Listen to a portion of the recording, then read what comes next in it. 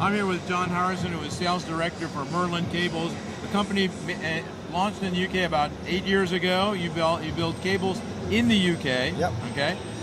Maybe you can explain to our readers and viewers a little bit of the background of the company, and then I've got a couple technical questions I'd like to ask you about your cables. Okay.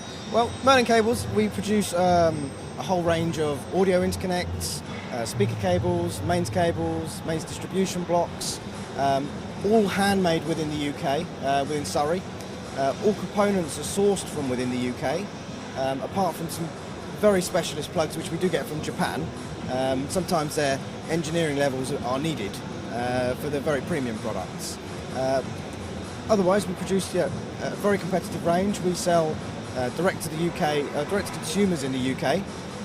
We hand make everything to order. So people can come to you, they call you, they can come through the website, they tell you the specs that they need, absolutely, and you make it per order as the orders come in. Absolutely. We will design a complete cable loom for individual customers as they want them. We will do full system recommendations as they want them. We make everything to size with whatever connectors we can. They can pretty much bespoke any model they want within our range, which is then going to be suitable for the product they wish to attach it to. Try and really focus on giving maximum value for money. Well, you've had some reviews in the press recently about your interconnect cables, your speaker cables. I think people are starting to understand that there is a good quality difference. When you move up in quality, you get a lot better sound. But one thing that not so sure that people understand real well are the mains cables. Yeah. Mains cables are another animal. The mains That's cables what goes into the be... wall. It's not between two components, and yet you can change the cable. The cables are relatively expensive, and it does make a difference. Maybe you can explain why. Yeah, mains cables is something that people are starting to get a little bit more familiar with, because it's been around for the last, I suppose, 5 or 6 years. They've been starting to creep up more and more and more, and it is sometimes scientifically arguable as to whether it should make a difference or shouldn't make a difference. The practice of it, however, is that 9 times out of 10 it does make a difference. What is best if people can try and get hold of these products and try and assess them for themselves. What we achieve with our product, and every manufacturer is obviously different in their principles and their designs and their ethics. What we try and achieve is low resistance circuitry to try and speed up the power supply loom and try and allow the product to work that bit more efficiently.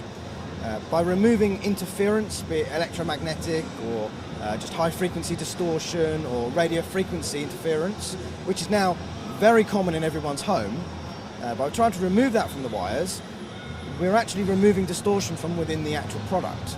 And that's what those interferences would normally be displayed as through your speakers. Well, that interference before it gets to the amplifier, before it hits the power supplies. Absolutely. By the use of screening or layouts of conductors which are perhaps rejecting interference naturally, by use of various passive or electronic filters, people are removing this high frequency distortion from their audio systems. And also on pictures, when people are using plasma screens and DVD and Blu-ray, all these large-scale screens which naturally show up flaws in people's main systems or just interference from general household items, by trying to remove those from the mains loom, you're finding that each product will perform a little more efficiently.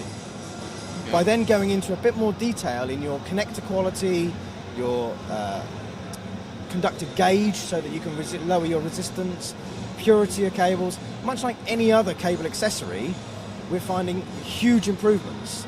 The key we find is to try and keep it relative to what you're spending on your components. So it's worth the money to spend to get your system really absolutely perfect. It's worth fine-tuning your system with any accessory that makes an audible difference to your product, whatever that may be.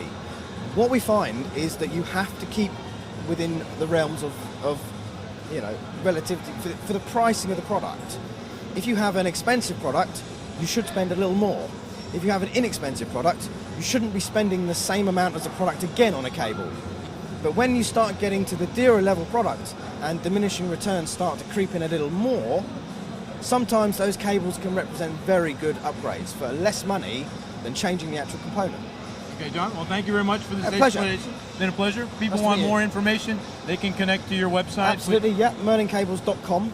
Very easy. Very easy, very straightforward. We do a home trial and money-back guarantees on all of our products. Whether it's custom made or not makes no difference. So anybody who's interested in trying the product, simply give us a shout and we will get some bits out for them to have a go. Well, thank you very much for this opportunity. Pleasure. It's been a Thank you. pleasure.